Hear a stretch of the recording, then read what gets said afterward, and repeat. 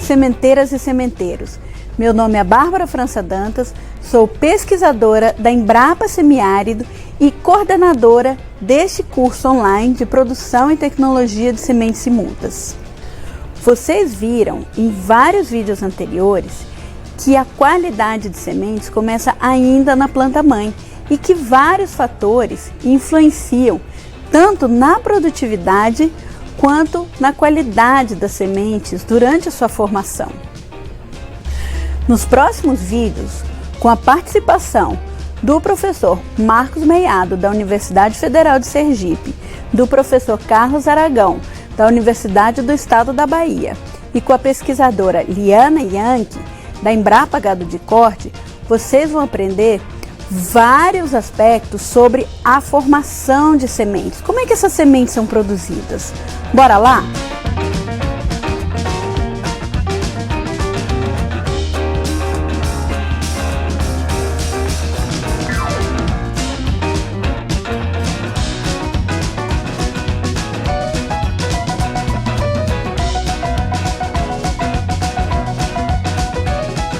Na verdade, as angiospermas, elas representam o principal grupo de plantas que produzem sementes. Não, elas não são exclusivas, né?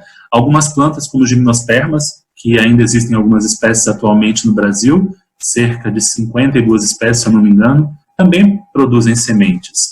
Mas é uma semente um pouco diferenciada do ponto de vista morfológico e até algumas características fisiológicas também, tá? Na nossa aula de hoje, eu vou me concentrar em discutir com vocês algumas características de sementes das angiospermas, ok?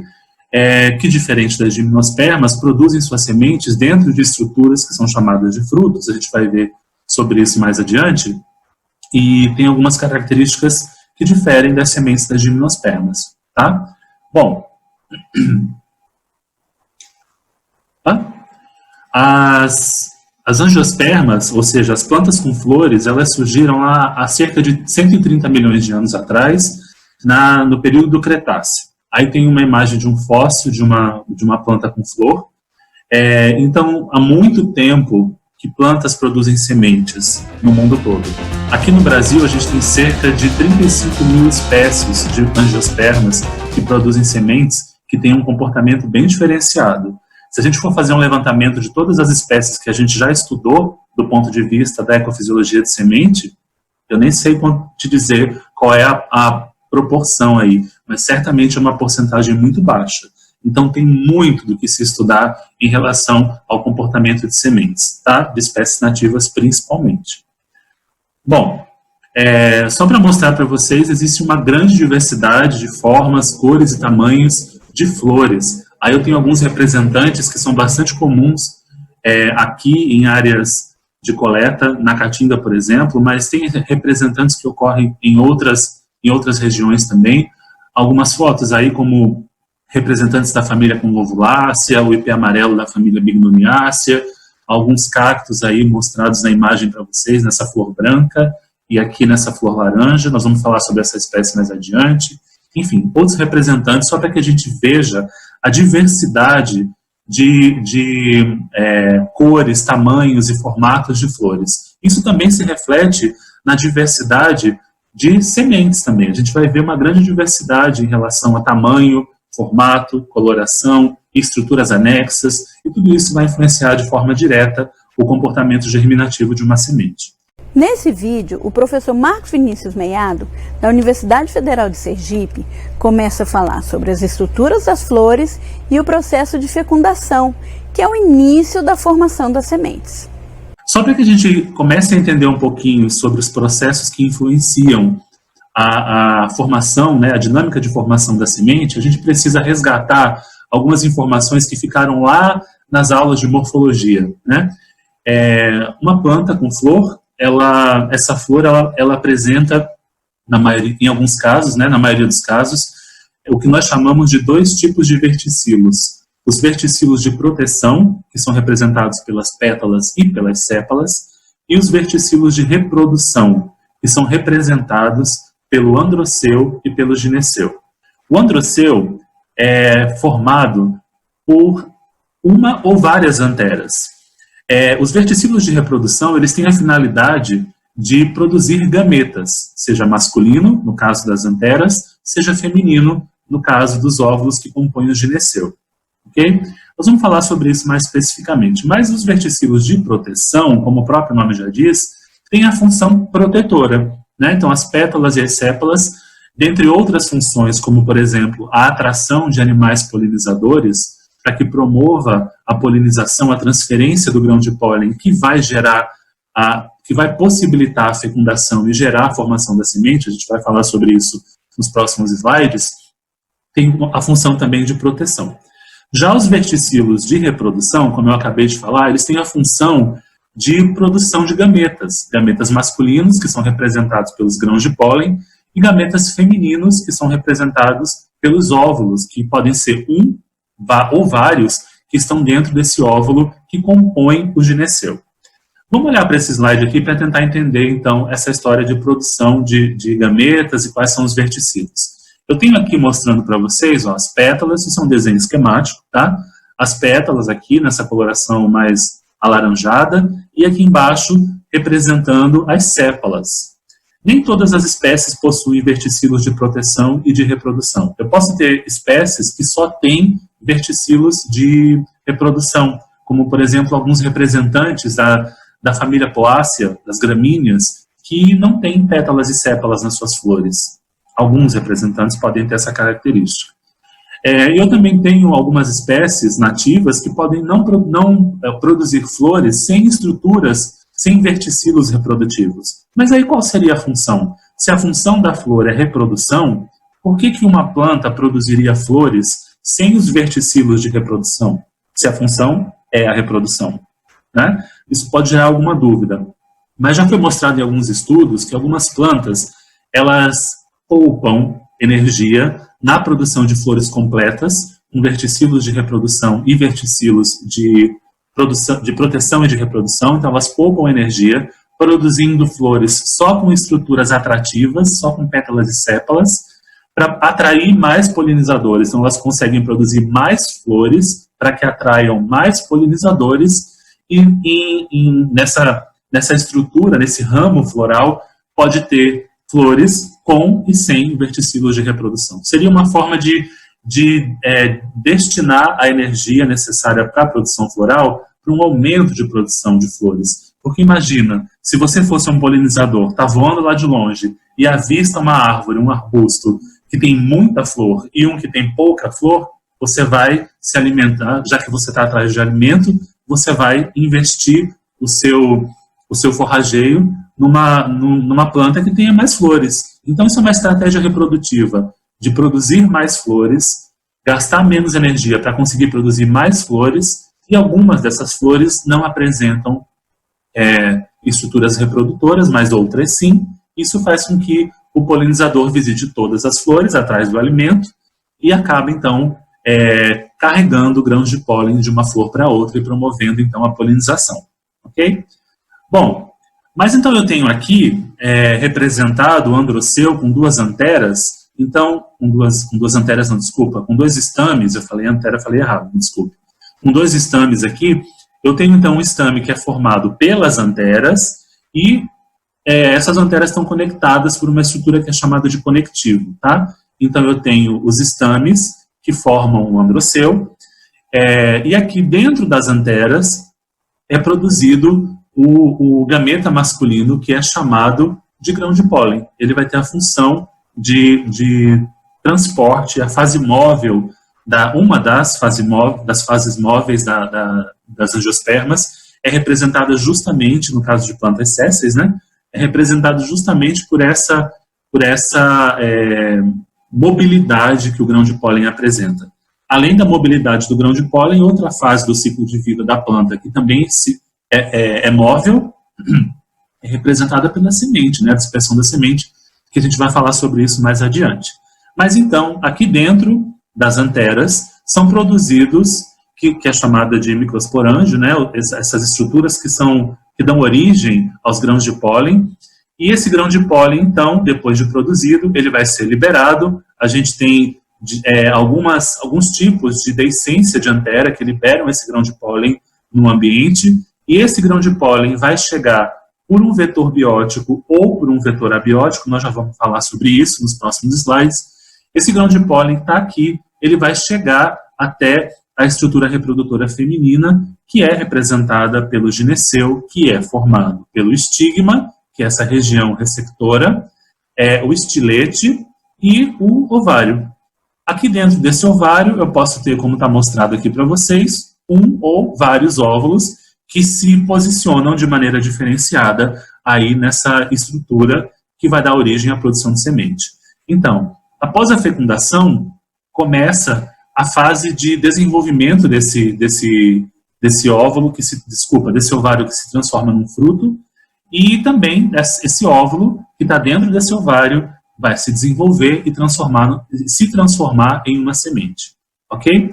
Bom, tem algumas estruturas florais aqui, só para não deixar passar desapercebido, como, por exemplo, eu posso ter a presença de alguns nectários, que estão relacionados com a produção de néctar floral, para atrair esses agentes bióticos, esses polinizadores, que vão visitar essa flor procurando esse néctar, procurando alimento, e, consequentemente, vão transportar grão de pólen preso no seu corpo para outras flores da mesma espécie.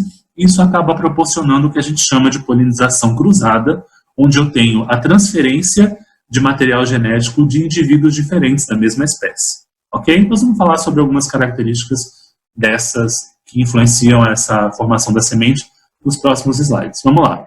Bom, aqui só para que a gente entenda esse momento da fecundação, então, o grão de pólen foi produzido lá dentro dos estames, né, das anteras que produzem esses grãos de pólen. E como eu falei para vocês, de uma maneira ou de outra, seja por um vetor biótico ou seja por um vetor abiótico, esse grão de pólen chega aqui na estrutura. Então aqui eu tenho um estame, desse outro lado, outro estame. Aqui dentro das anteras eu tenho a produção do grão de pólen. Esse grão de pólen que está sendo produzido aqui, ele é liberado e de alguma maneira chega nessa região do estigma, que representa a parte superior aqui desse gineceu. O estigma, ele tem a função de receber esse grão de pólen e perceber, também essa é a função do estigma, perceber se esse grão de pólen que se depositou na superfície do estigma, se ele é um grão de pólen da espécie, dessa mesma espécie. Porque as plantas, elas têm alguns mecanismos para evitar processos de hibridização. Tá? Se a gente fosse falar sobre essa parte de biologia reprodutiva, dava uma outra aula, dava um outro curso, na verdade. Mas uma das formas com que as plantas desenvolveram ao longo da evolução um mecanismo para evitar esse processo de hibridização, que seria a mistura genética de materiais genéticos de espécies diferentes, é impedir que esse grão de pólen germine aqui no estigma, emita seu tubo polínico e fecunde o óvulo que está aqui dentro. Então, através de um reconhecimento químico, então esse estigma aqui secreta substâncias que são utilizadas como reconhecimento químico. Caso o grão de pólen seja da mesma espécie, essas substâncias químicas que estão sendo secretadas ali, nesse fluido que está ali nessa camada do estigma, ele vai promover a germinação do grão de pólen. Então eu tenho a germinação desse grão de pólen quando ocorre um reconhecimento desse estigma, e esse grão de pólen emite um tubo polínico, e esse tubo polínico vai crescendo em direção ao óvulo que está lá dentro do ovário, e aí, ao alcançar essa região aqui do saco embrionário, nós já vamos falar sobre ele, ele rompe essa estrutura, e o material genético que está nas células espermáticas dentro do tubo polínico, esse material genético se fusiona, um dos núcleos polares desse material genético se fusiona com o óvulo, né, com os núcleos que estão dentro do saco embrionário e vão dar origem ao embrião. E esse óvulo, então, se desenvolve e se transforma em uma semente. Tá? Então, eu tenho aqui representado nesse esquema um grão de pólen que já cresceu o suficiente para alcançar esse saco embrionário e fecundou esse núcleo polar que está aqui dentro e a oosfera que está representada aqui no vermelho. Nós já vamos falar do saco embrionário, tá? E nesse outro lado aqui, ó, eu tenho outro grão de pólen que está crescendo ainda, se desenvolvendo, emitindo seu tubo polínico que cresce em direção ao óvulo para que ocorra a fecundação. Então, esse meu óvulo da esquerda, ele já está fecundado, e o óvulo da direita ainda não.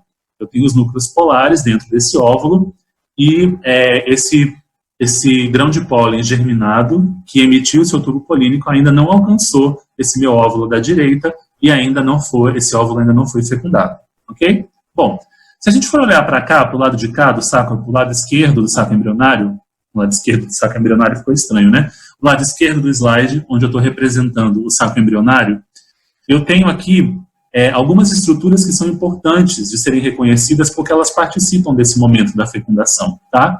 Eu tenho aqui representado em vermelho uma estrutura que é chamada de oosfera, que representa o gameta feminino propriamente dito, que está dentro desse óvulo. Mas ainda, além da oosfera, eu ainda tenho estruturas que são chamadas, celulares, que são chamadas de sinérgides, e as antípodas, que estão localizadas aqui.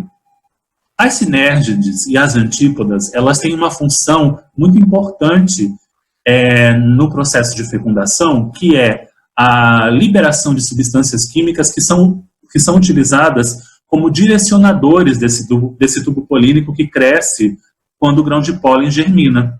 Então, ocorre aqui o que a gente chama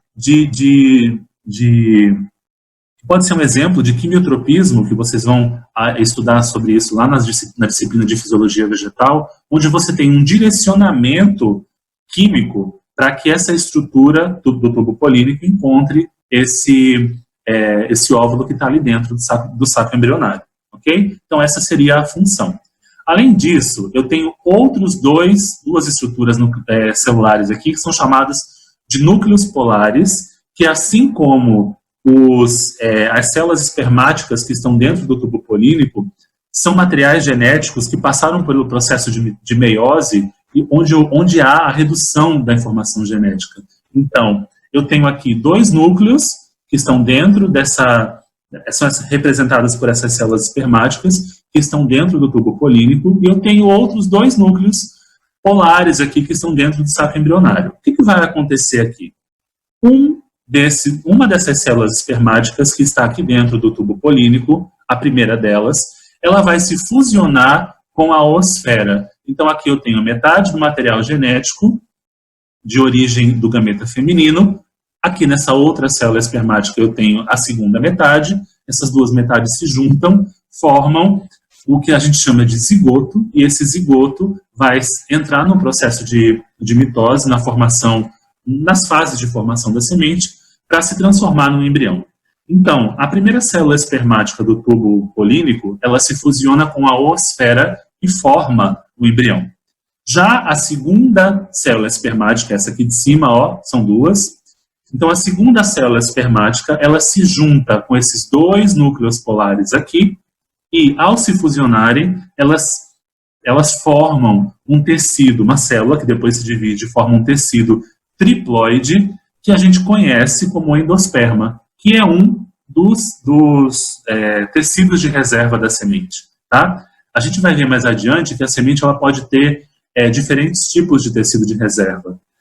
Um dos tecidos de reserva da semente é justamente o endosperma, que é formado pela fusão de 2 núcleos polares haploides com uma célula espermática que veio lá do grão de pólen, também haploide. Então, eu tenho 3 núcleos haploides que se fusionam e formam um tecido triploide. E esse tecido se desenvolve no tecido de reserva que nós conhecemos como endosperma. Ok?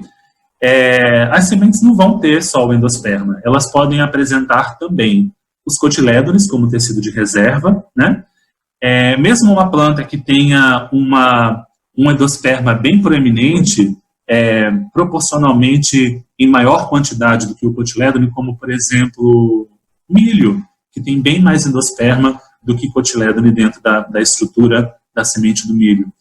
Mas uma espécie que tenha um cotilédone mais proeminente, mais marcante, como feijão, né? Estou dando exemplos de espécies mais simples que todo mundo conhece, também tem essas outras estruturas, mas de uma forma traços. Em alguns casos, elas não são responsáveis pela formação, ou melhor, pela manutenção nutricional do embrião durante a fase de germinação e também, principalmente, durante a fase de estabelecimento em campo, de emergência dessa plântula, ok?